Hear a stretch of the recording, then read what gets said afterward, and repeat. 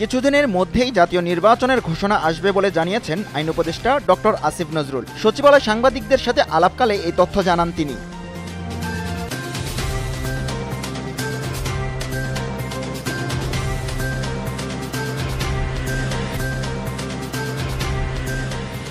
বাংলাদেশের নতুন রাজনৈতিক বন্দোবস্তের জন্য আগামী কয়েকদিন খুবই গুরুত্বপূর্ণ বলে জানিয়েছেন প্রধান উপদেষ্টার প্রেস সচিব শফিকুল আলম। দুপুরে সাংবাদিকদের সঙ্গে আলাপকালে কথা বলেন তিনি।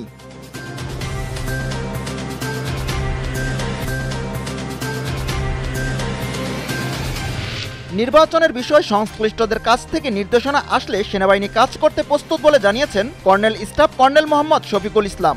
সেনা সদরে এক ব্রিফিংয়ে এমনটা জানান তিনি।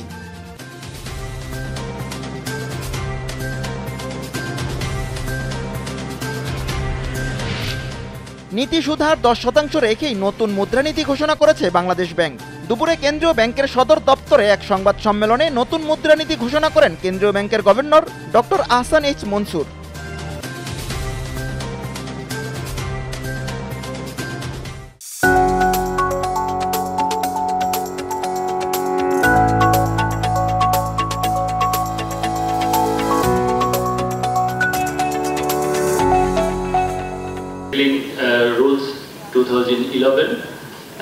চট্টগ্রামে শিল্প মন্ত্রণালয় ও জাইকার সহযোগিতায় অনুষ্ঠিত হয়েছে শিপ রিসাইক্লিং ইন্ডাস্ট্রি বিষয়ক সেমিনার।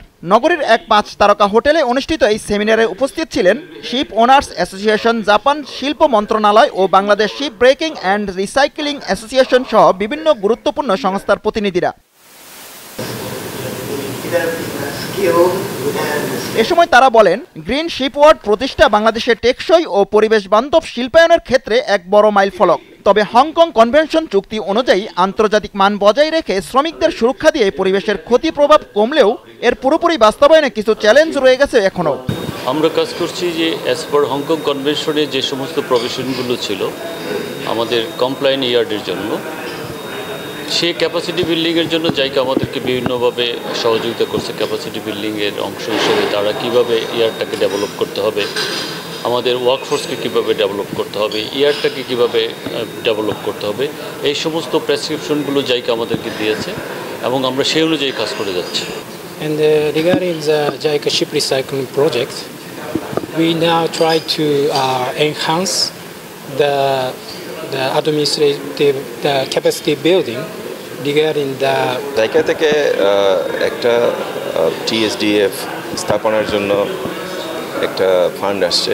TSDFটা হইলে তখন এখন আমরা ইনহাউস ফ্যাসিলিটি রেডি করতে হচ্ছে।